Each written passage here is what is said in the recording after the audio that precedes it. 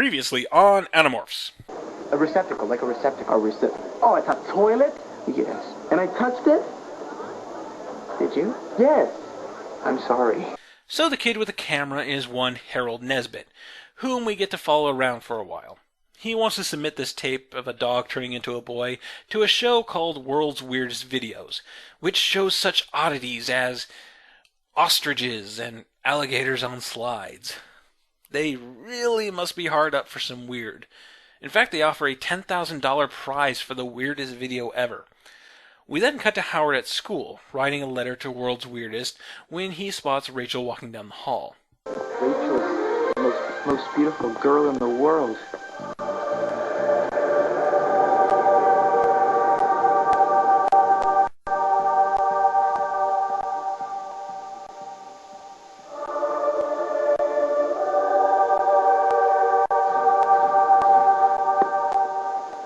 I did not add that music. We seriously entered some one-off minor character's dreamscape, and it came with an angelic chorus.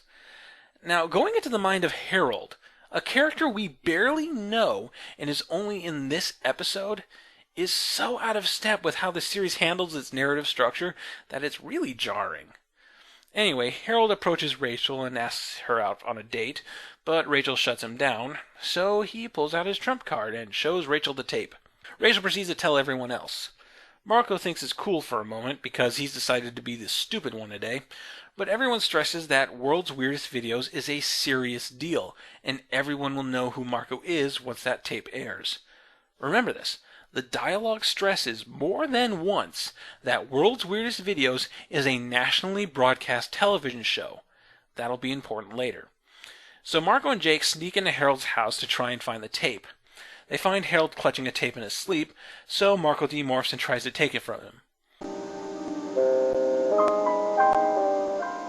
Captain Kirk, it's me, Mr. Scott. Scotty? I can't give you no more power, Captain. We need your dilithium crystals. You've got to give them to me. Oh, sure, Scotty, no problem.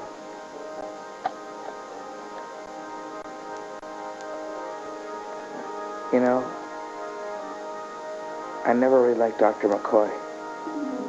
So the two of them steal the tape, only to discover that it was actually a movie Harold was making. You know, I find Harold's portrayal kind of mean and spiteful. The show tries to go out of its way to make him the butt of the joke, make him pathetic and unlikable, and I don't really appreciate that. There's nothing here that's redemptive for Harold in any way. He's just a negative nerd stereotype for the Animorphs to shit on. I don't know, maybe I'm just bitter because it reminds me so much of myself back in high school, right down to making movies in the woods. Anyway, the Animorphs call Harold's mom, and she says that he went to the mall, so violent jump cut! The Animorphs split up and try to find him, but Cassie stumbles upon subplot number 6, when she sees Axe walking out of his store with a bunch of bits and bobs. Cassie calls out to him, but he ignores her. By the way, I love the Vince Guaraldi Trio wannabe soundtrack for the mall stuff, because nothing says heroes on a time crunch than light piano.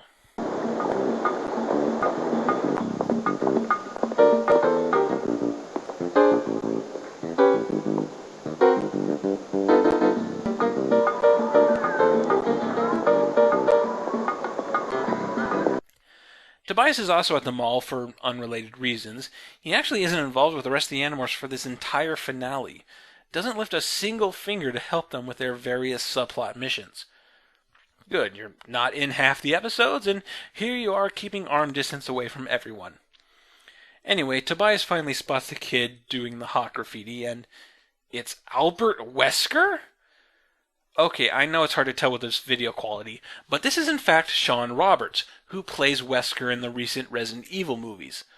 Little did you know that the Umbrella Corporation began as an anti-Yerk movement. Tobias chases him around the mall for a little while, but ends up losing him. Not giving up that easily, Tobias steals a newspaper and makes a copy of the graffiti, which is just a hawk, not the alien symbols. That'll be important later. Meanwhile, Rachel has finally found Harold, but it seems he has already submitted the tape to the local television station, and it will be aired that night. Now, as a reminder... So, how do you feel about moving to Tibet? I never really thought about it. Well, it's about the only place on this planet that doesn't have the world's weirdest video show. World's Weirdest Videos is a big deal. Not only is it broadcast all across America, apparently it's broadcast all over the Western world. Wow, that's pretty big. You'd think for a show of such pedigree that they'd have weirder videos than stock footage of an ostrich. But that's the least of the issues here. If the show is being broadcast worldwide, why did Harold submit the tape to a local television station? Is the production of World's Weirdest Videos actually based in this city? And why would the footage be shown that night? Television shows aren't whipped up on the spot, not even if they're live. And this show isn't live because we later see the taped episode being removed from the broadcast machine at this television station. It would take time for the production team to examine the tape and determine if they wish to air it. And since this is a pre-recorded show, if they did decide to use Harold's footage, it wouldn't be broadcast till several episodes down the line, or maybe even held for future seasons. You ever watch America's Funniest Home Videos and see footage with a timestamp for several years back? That's because shows like that build a library of footage and edit them together to best fit the theme or pacing of a specific episode. They don't broadcast accepted footage in the chronological order in which they received it. Even if they looked at Harold's footage right away and bought it into it 100%, they're not going to splice something into a pre-recorded episode less than 10 hours before its broadcast date. There shouldn't be this kind of deadline on this mission. You know, you'd think the one thing the people behind the show would be experts on is how television works. And now, for America's favorite game show, why are we lingering on these extras for so long?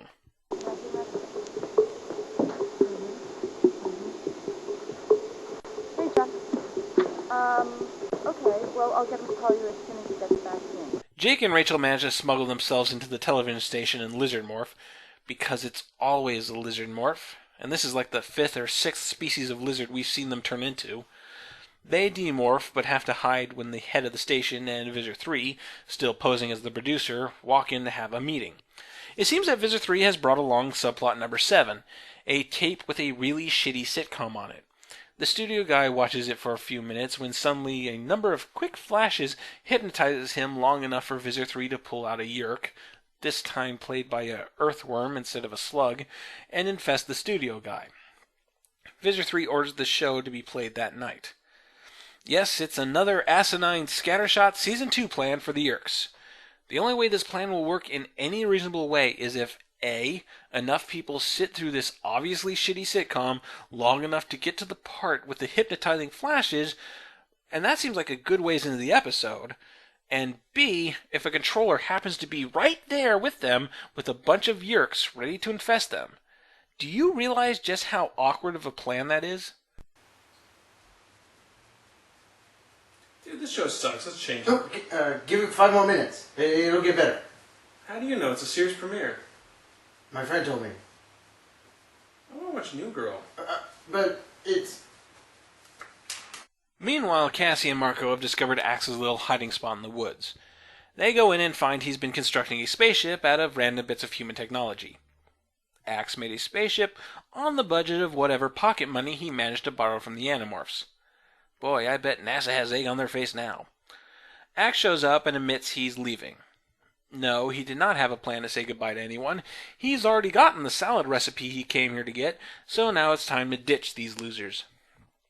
A man switches that night's episode of World's Weirdest Videos with the shitty Yerk sitcom about 5 minutes before it's due to air, and nobody is questioning this last-minute change-up? Is everyone here a controller? Rachel morphs a snake and scares everyone out of the room, Jake locking the door behind them. They have 4 minutes, but can't seem to get the tape out of the VCR. How about tearing the VCR out of the wall? What about morphing big and trashing the room? Still, they manage to find Harold's tape. Of course, that footage is also edited into the World's Weirdest Video episode, which they don't have. Plus, there's a good chance the studio made a copy of it. So, nothing really accomplished. They can't get the tape out, but thankfully Axe is ready to blast off. There's a malfunction, and the ship proceeds to explode. Axe, Marco, and Cassie barely escaping in time.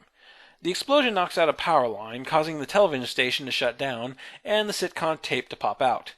Jake and Rachel make a run for it and escape. Hooray! We've successfully blocked the local viewing of a nationally broadcast show. 99% of the world still saw it, but at least our small city didn't. This is not how television works!